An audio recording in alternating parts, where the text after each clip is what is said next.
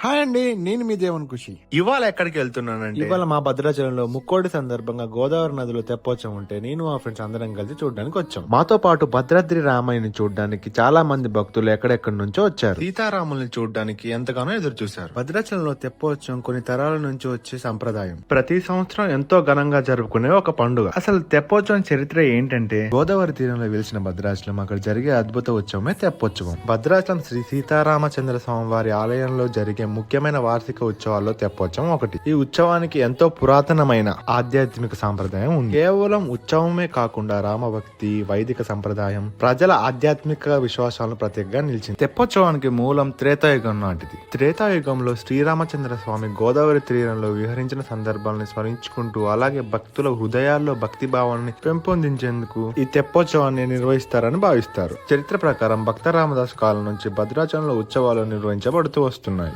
గోదావరి నదిని పవిత్ర మాతగా భావించే సంప్రదాయం మనకు తెలిసిందే. ఆ తల్లిని దర్శించుకుంటూ స్వామివారి తెప్పపై విహరించడం ద్వారా లోక కళ్యాణం మరియు శాంతి కలగాలని ప్రార్థించే భావన ఈ ఉత్సవానికి మూలం. ఈ విధంగా భద్రాచలం తెప్పోత్సవం రామాయణం నాటి చరిత్ర. శ్రీరామ జయరామ జయ జయరామ నామస్మరణంతో గోదావరి తీరం మార్మోగింది. ఆ క్షణం, ఆ దర్శనం మనసును ప్రశాంతతతో నింపే దివ్యానుభూతి. రామ నామమే మార్గం, రామ దర్శనమే భాగ్యం. ఇదే ముక్కోటి ఏకాదశి మహిమ. ఇదే మా భద్రాచలం తెప్పోత్సవం వైభవం. ఈ వీడియో మీకు నచ్చుంటే జై శ్రీరామ్ అని కామెంట్ చేయండి. ఇంకా ఇలాంటి మరిన్ని వీడియోల కోసం దేవుని ఖుషి యూట్యూబ్ ఛానల్ సబ్స్క్రైబ్ చేయండి.